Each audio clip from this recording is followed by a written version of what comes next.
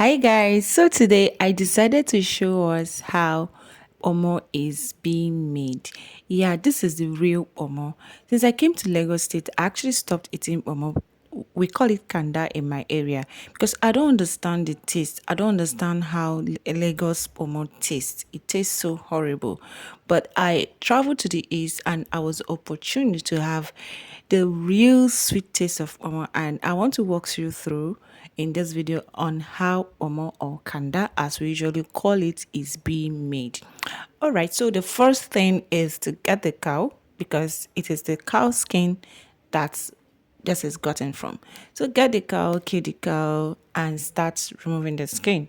As you can see in this video, they went ahead and removed all the skin. The skin was quite a lot, and it's a gradual process. Yes, went ahead and removed all the skin, both the skin on the legs, the limbs, and everywhere. Somehow, as they were killing this cow, I was pitying it. Was it she or he? I don't know whether it's no, it's a he. It's a male cow. Yes, I was pitying the cow. Ah, this is somebody's child though that we've killed and we're about to devour.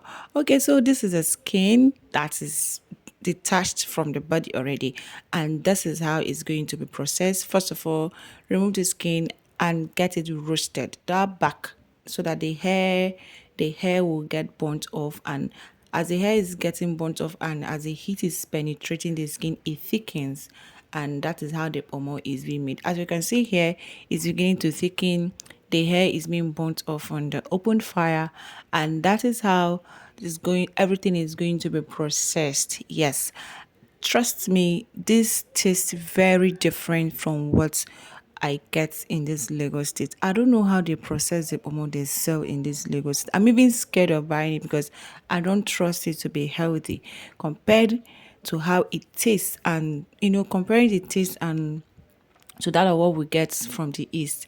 Okay, so this is it, guys. If you watch this video to this point, please kindly like this video, drop a lovely comment, and share. Support your girl. All right, so this is it.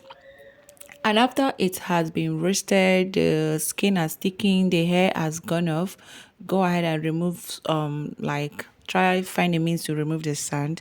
That's where you saw him hitting it on the coconut tree so that the sand will kind of go off a bit, and afterwards soak it into water and start washing it.